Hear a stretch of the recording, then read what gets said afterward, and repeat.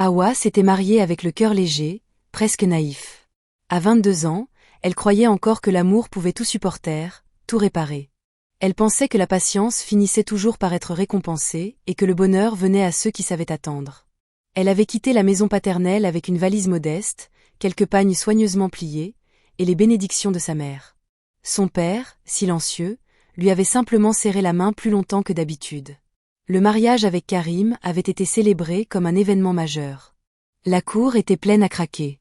Les femmes chantaient jusqu'à l'enrouement, les hommes riaient autour du thé brûlant, et les enfants couraient partout. Toute la nuit, une phrase revenait, répétée comme une prière, que Dieu vous donne beaucoup d'enfants. Hawa souriait, heureuse, sans savoir que cette bénédiction deviendrait, avec le temps, le plus lourd de ses fardeaux.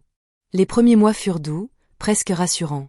Hawa se levait avant l'aube, quand la cour était encore fraîche et silencieuse. Elle balayait lentement, faisait chauffer l'eau, préparait le thé de son mari avec soin. Karim partait travailler tôt. Il la saluait d'un geste tendre, parfois d'un sourire distrait, mais jamais froid. Le soir, Hawa dressait la table avec une attention particulière. Chaque détail comptait. Dans son cœur, elle espérait secrètement qu'un jour elle pourrait annoncer une bonne nouvelle. Chaque mois, elle attendait. Elle comptait les jours sur un petit carnet qu'elle cachait dans son pagne, comme un secret fragile. À chaque retard, son cœur s'emballait. Puis le cycle revenait, implacable. Elle souriait alors aux autres, prétendait que tout allait bien, avant de s'enfermer seule pour pleurer en silence. Au bout d'un an, les regards changèrent. Les voisines commencèrent à poser des questions sous forme de conseils faussement bienveillants, et c'est-elle tisane. Tu travailles peut-être trop. Lors des visites familiales, Hawa sentait le poids du silence lorsqu'on parlait des enfants des autres. Les belles-sœurs racontaient leurs nuits sans sommeil, les maladies, les difficultés, mais toujours avec fierté. Hawa écoutait, souriait, aidait à bercer les bébés, changeait les couches, conseillait même parfois. Puis elle rentrait chez elle, le cœur lourd, avec un vide encore plus profond. La deuxième année fut celle de la pression ouverte. La belle-mère commença à surveiller chacun de ses gestes, chacun de ses silences. Une femme qui tarde à enfanter doit se remettre en question, disait-elle sans détour. Karim, autrefois doux, devenait irritable. Il soupirait souvent, parlait moins. Tu crois que c'est facile pour moi? Les gens parlent, lança-t-il un soir. Hawa tentait de se défendre doucement, sans élever la voix. Les médecins disent que tout va bien. Il la coupa sèchement. Toujours des excuses. Hawa comprit que sa parole commençait à perdre toute valeur. On l'emmena de clinique en clinique.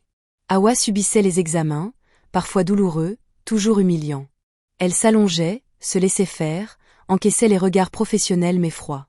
Les résultats étaient toujours normaux. Mais la famille n'écoutait plus la science.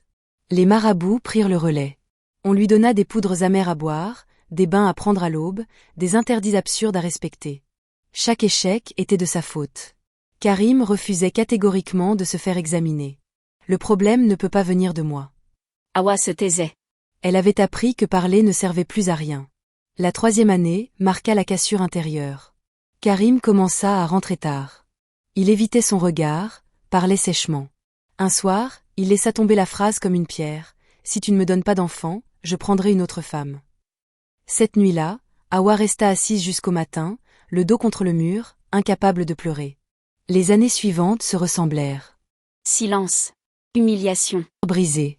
Elle servait à table pendant que les autres parlaient de son avenir comme si elle n'était pas là. On ne peut pas attendre éternellement. Hawa devenait peu à peu transparente. Après 7 ans, un matin ordinaire, Hawa se regarda longuement dans le miroir. Elle vit une femme amaigrie, le regard vide, l'âme fatiguée. Elle comprit alors que rester signifiait disparaître. Elle demanda le divorce. La famille cria au scandale. Karim la traita d'ingrate, d'égoïste. Mais Hawa tint bon.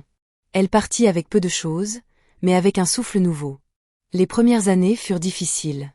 Elle travailla dur, économisa chaque pièce, réapprit à rire timidement. Elle réapprit surtout à se respecter. Puis Samuel entra dans sa vie. Il ne posait pas de questions accusatrices. Il écoutait, simplement. Ils firent les examens ensemble, sans peur.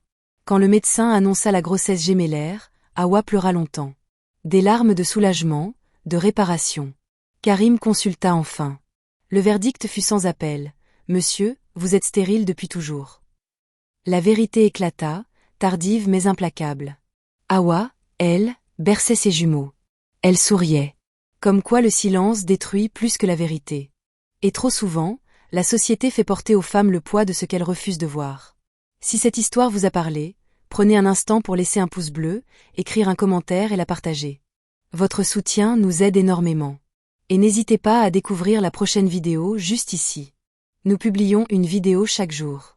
Abonnez-vous pour ne rater aucune de nos prochaines vidéos. Merci.